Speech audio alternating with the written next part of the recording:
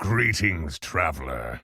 Molten Rock coming back on tier 1. Now, Molten Rock has been adjusted to be a 3-1 and gain 1 HP, so the effect is the same.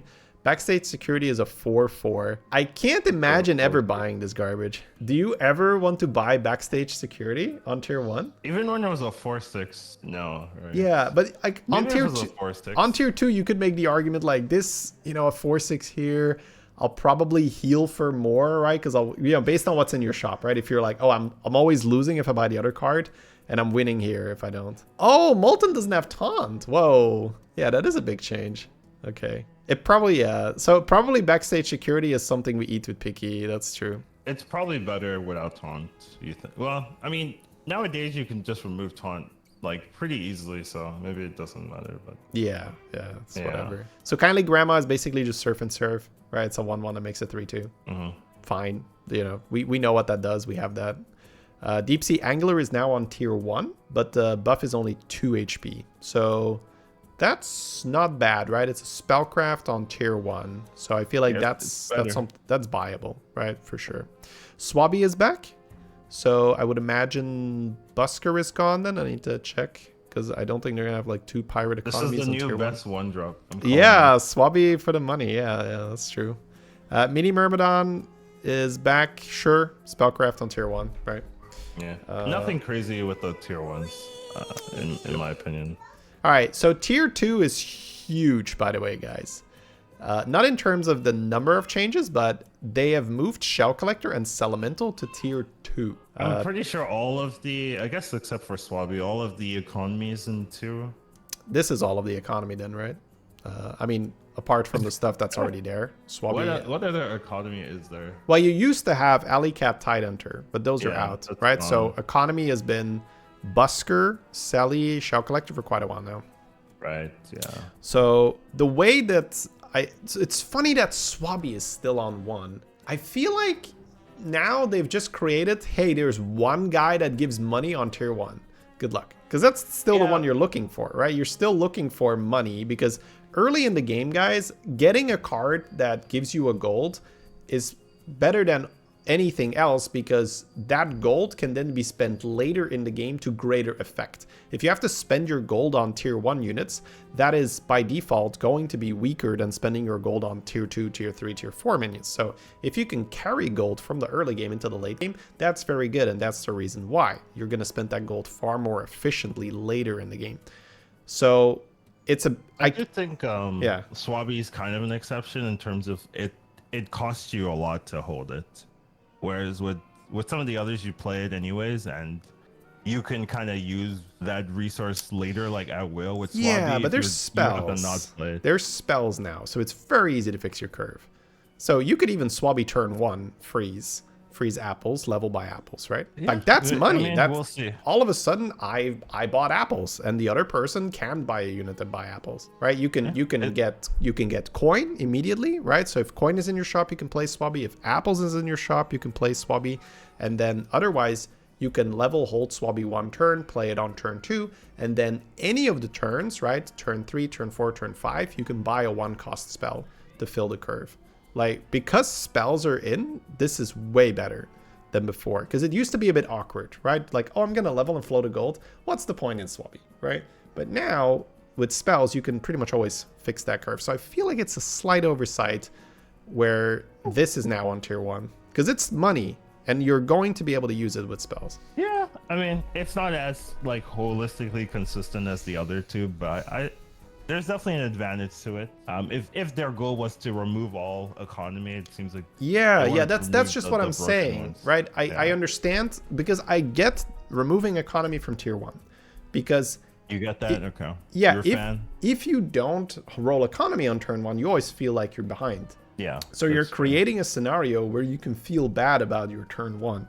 Like that should probably, as far as player experience, you don't want to be like, oh, I'm fucked turn 1. It's like, nice minions, Bob. I can't do anything with this garbage. To me, I don't think that's a bad change because now you're going to be able to buy something like a Kindly Grandma or like a Surf and Surf or whatever and be like, okay, everyone else is doing the same shit. I'm not falling behind here. We're all just putting a minion on our board. We're all probably going to tie or, take 2, deal 2. But it's just so weird. Is Front Drake still in then? Wait, what? Is Front Drake not out, guys? Can somebody double check? Front Drake still stayed. Wow. That's okay. weird. Yeah, that seems weird to me then. So, yeah, I get the philosophy, but I don't think it's executed correctly. But again, right, they've obviously had more time to sit and ponder this. Maybe they were like, okay, if we remove everything, it's too awkward. It's worth talking about. It's worth saying, hey, this might not have the desired effect, right? Because now you basically say it's Swabby or Front Drake. And we've removed Sally and Shelemental from... it's not Shelemental, but it's quite Shell Collector. Yeah. No, Selemental and I call it Shelement, the other ones, but it's Shell Collector. Oh, I see. All right, that's... okay, weird. Yeah. Okay, we're going to move on, but that's essentially the philosophy. Also is a lot worse. Yes. Scout is way, way worse now. We're going to do way, way fewer Scout buys just to, like, check. That's going to take a while to get in my muscle memory. Not for me, thank God. Collins was not buying Scouts, yeah. All right, tier 3. I was buying Scouts, but not as much. Taragosa is on tier 3, right? So she's back, and she's switched between tier 3 and tier 4 a few times, but she's back on tier 3. Hoarder is back, so probably without quests, it's fine, right? You can golden hammer it or do some crazy shit. Malchezaar is now on 3. Grave Robber is on 3, but has changed effect. So before, Grave Robber would give 3 gold when you destroyed an undead. Now you destroy an undead and you get a plain copy of it. So that is very easy triples for undead, where you can have 2 micro mummies, for instance, and then just Grave Robber your micro mummy. You will now get a plain micro mummy. Your micro mummy will reborn, and ta-da, 3 micro mummies. So doing something like Grave Robber and then grab a 6 because you have 2 mummies is going to be far more likely. I guess that's better than better than 3 gold. Because a lot of the time the 3 gold is plus 1 gold, right? And it's more just you do this to kill off your reborn. You do it to kill off your stats or so. Then Macaw is a lot better now. After this attacks, trigger your leftmost death rattle. Finally, we can run Macaw with a gold run on the board, and we don't have to be afraid that it's going to proc the stupid sewer rat. All right, you can now have Macaw with like that never used to make sense, right? Like, I have a very death rattle heavy board. This death rattle card is bad now. Like, the more death rattles you had, the worse Macaw would become. It's just so counterintuitive. So that is such a nice change. Like, you're going to be able to run Macaw so much more often now. And then Scourfin back is also fun, right? I think that especially with the Macaw, it's just a nice card. Boon of Beetles is summon 1/3/3 beetle, but you get it 3 turns in a row. If you have space. So basically what that means is, let's say you have 7, you kill one, you summon a beetle, they kill the beetle, you get another beetle, right? That's what I'm guessing. I think what happens is when you have space during combat, summon a 3/3 beetle, and it happens 3 turns in a row. But actually, no, 3 lefts. That could be either. It could be all in one. So isn't it like you kill a beetle and then it'll replace the beetle? Yeah, that's probably the way it works. I was actually thinking about it being 3 combats, but... Alright, so 3 beetles in 1 combat. But there's no more Banana Slamma. Do you care? No, but I mean legit, right? Like, I'm summoning a 3/3 beetle. Do I give the slightest shit about this? Alright, I don't know. Maybe for like Avenge comps and stuff like that. Also, tokens for poison. Yeah, something like that. Maybe. All right, and then Vigor is start of combat, give your minions 2/1. So instead of a 7/7 buff, it's a 14/7 buff. That's better, right? Yeah, it is better, yeah. Okay, so that's big tempo. Damn, that's big tempo. So tier 4, we have Reef Explorer coming back, unchanged. We know what it does. It's a good card, very good with Bran. Synthesizer is back to tier 4 instead of tier 3, and it's back to giving 3/1. But then Mummifier is on tier 4 now, and that makes sense when you take Grave Robber and put it on tier 3, because if Mummifier is on tier 4 and if Mummifier is on tier 3 and Grave Robber is on tier 3, that's really silly, because then you can play Mummifier, use Grave Robber on the Mummifier, you'll get another Mummifier, but the Mummifier dies, so it'll reborn one of your undeads, and then that's just pretty good to have. So I think that makes sense. It's probably more just, you know, they moved something to tier 3, so something had to go to 4. Reef Explorer being back is fun. Yes, there's no more Phalanx though. Phalanx is out. So Reef, there was a brief meta where all you would do is play Reef Explorer to get golden Phalanxes. Good, get that out of here. Yeah, I remember those games, man. I had so many games where I pulled 6 Phalanxes in one turn because you would get Reef and then just trigger it, right? Trigger the Reef. You would go Disco Shuffler on Reef, and then because you only had one target, it would pull more Phalanxes. Oh, all right. Leroy's back. Okay. Cool. Yes.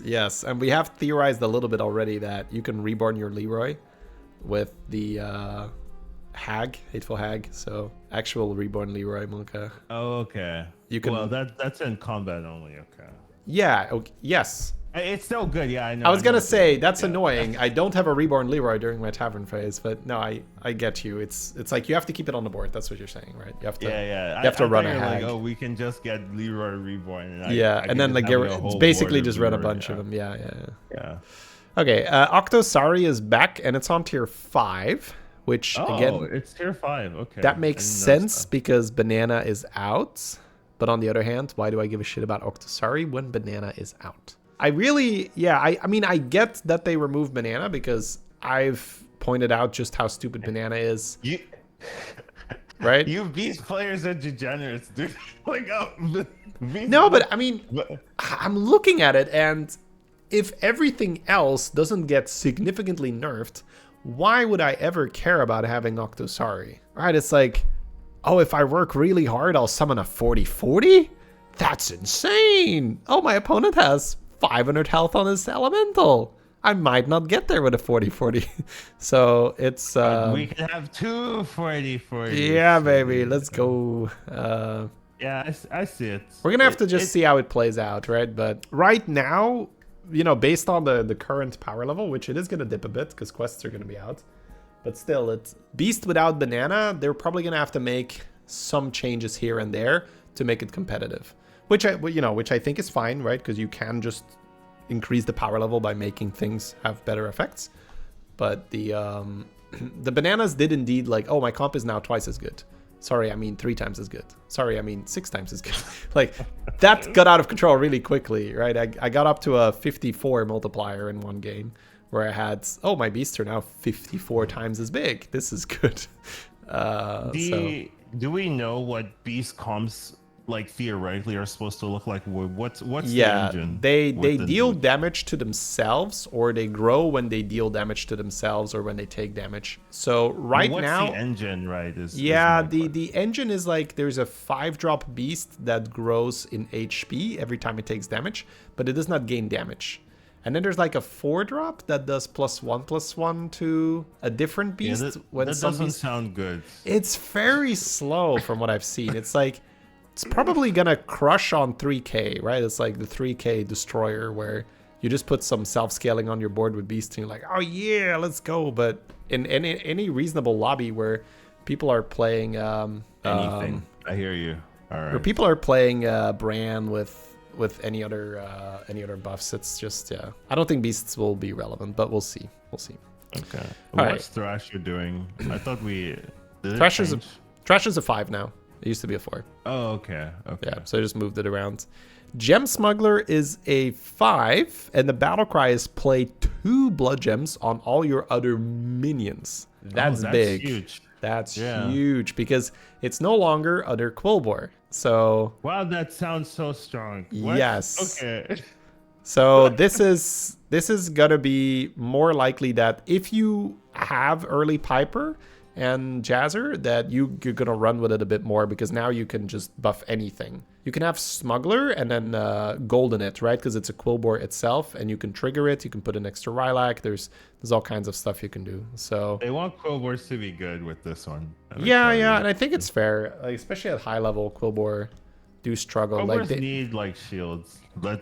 That seems to be. It's hard to have a board where you have scaling and divine shields on everything. But I guess with that mech card, maybe you can do it now. Yeah, but you can grab any minion, right, with this? Yeah.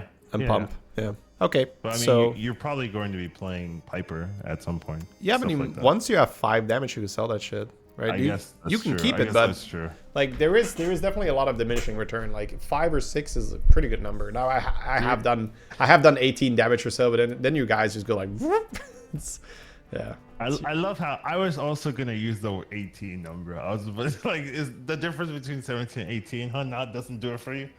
Yeah, weird, right? Like anything below 18 is just reasonable, right? 18 plus is just bam, where it gets crazy. Yeah. Okay, so yeah, Leroy back. Obviously, yeah, we know what that does. For those of you who haven't played with Leroy yet, the biggest piece of advice is don't taunt your biggest minions. But that was pretty much bad before Leroy as well, because people would just, you know, put a poison or a witch in the front, so not much has changed there. But yeah, essentially large taunt divine shield minions are very susceptible to Leroy. So the meta counterplay to Leroy is to taunt your brand, taunt your small minion, like a, you know, just a value engine. So anything that's not really good in the combat, you taunt that to soak the Leroy. And then the counter meta play to that is put your Leroy more like 3rd or 4th, and lead with like 1 or 2 just bumper-esque minions that are there to kill the brand. So there's a lot of stuff, and you could even do something like taunted Leroy if your opponent is doing something like lead with a big deflecto bot. So Leroy, I think, is a fantastic card because it opens up so much counter and then counter to the counter and counter to the counter to the counter to the counter. So a lot of mind games. I really like playing with this card. I don't have that high of an opinion. It's a card people used to scam. Shady likes to scam. He likes the card. Yeah. What can you do? I live for the scam. Yeah. Okay. Then Goldren is now +3/+3 instead of +3/2. Is that it? Oh. Yeah. That's the big, you've removed banana and you've added 1 health to Goldren. 1 health. And you're like, job's done. Like, I get, like, let's just see how it plays out. But to me, it feels like you're not going to have a beast comp anymore. Because there's no chicken either, right? So you're not even like going turbo procking your Goldren. And I do back though. You do have Macaw. That is true. Yeah. Macaw can now trigger, but we'll see. Yeah. We'll see. The way how this plays out is it's playable if everything else is a lot worse. But if other comps didn't get nerfed like crazy, I don't see how beasts can be competitive. We do have to be careful where there have been complaints about banana and chicken for a very, very long time. So I do agree that it's good to move in this direction. It's not something where we can say, what are they doing? They don't understand their game. They removed banana, beast bad now. Right? So it's fine for me to start here. I just fear that they're going to be very weak now. And it's going to take, a couple patches to bring them back up to speed. Could be wrong about it, right? So but it's just, I do think it's the right direction to move, and they can always buff them afterwards. It's just, banana was very frustrating to lose to, right? Because it's very combat RNG heavy, and your opponent can just find 1 extra banana, and now they're literally twice as strong.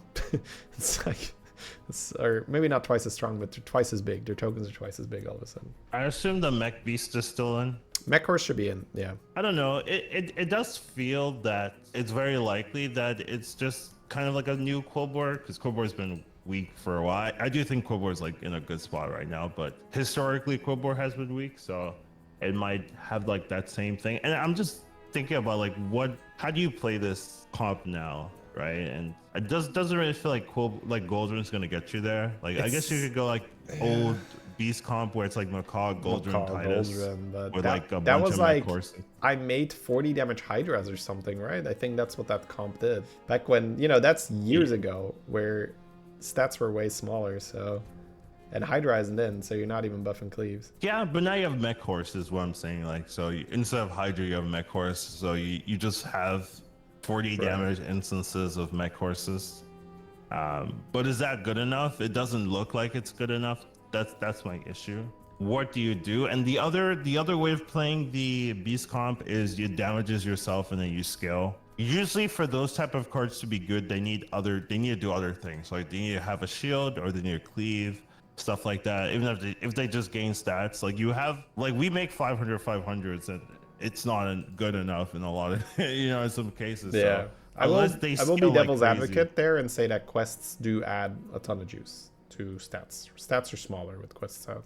Sure, but stats are also bigger with spells in, and I don't know if the what do you think makes the bigger impact, right? The spells or the quests? I guess it's hard to know, right? Unless you've played without spells. Quest. In terms of just sheer size, it's quest, I would say. Okay, because I mean there are some broken quests. I don't know. We'll see. Not super high hopes for beasts at the moment, but maybe they'll get buffed in more patches, and then might be competitive.